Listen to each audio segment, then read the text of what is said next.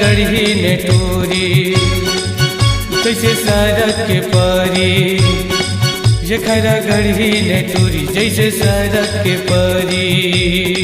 टूरी कमाल के लागे खरा गरमाल के लागे, टूरी कमाल के लागे खरा गरमाल के लागे। जखरा गढ़ी ने टूरी जैसे सड़क के परी, टूरी कमाल के लागे खरा गरमाल के लागे, टूरी कमाल के लागे खरा गरमाल के लागे।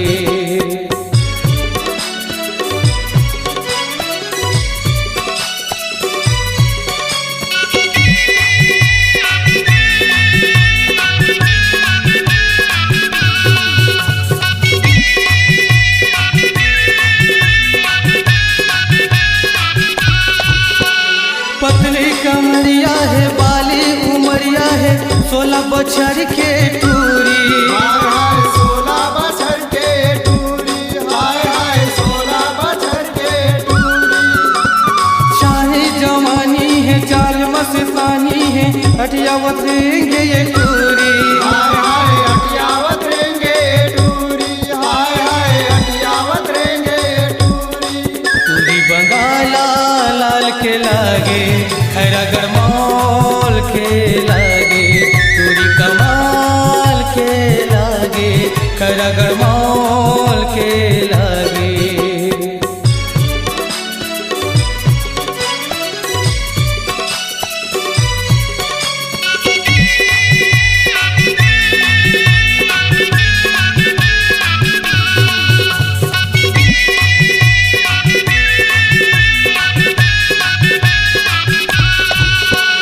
सोना जैसान बदन टूरी के पियर मोल सुहाए, हाय हाय पियार मोला सुहाए, हाय हाय पियार मोला सुहाए।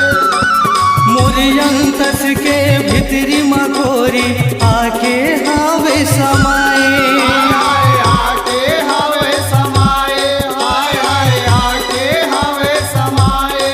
अंगूर के दाना कस लागे खरा गरमाल के लागे, टूरी कमाल के लागे खरा गरमाल के लागे।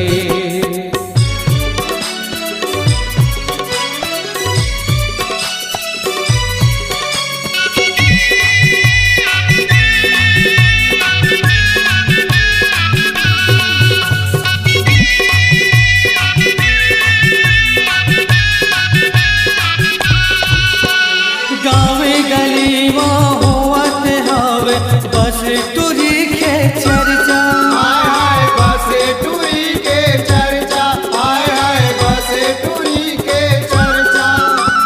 डोकरा जवान का कही थे कहत हवे बच्चा बच्चा, हाय हाय कात हवे बच्चा बच्चा, हाय हाय कात हवे बच्चा बच्चा। टूरी सलान के मोला लागे खरा गरमाल के लागे, टूरी कमाल के लागे खरा गरमाल के लागे।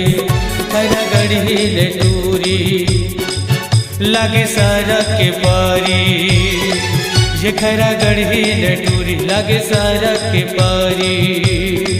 टूरी कमाल के लागे खरा गरमाल के लागे, टूरी कमाल के लागे खरा गरमाल के लागे, टूरी कमाल के लागे खरा गरमाल के लागे, टूरी कमाल के लागे खरा गरमाल के लागे।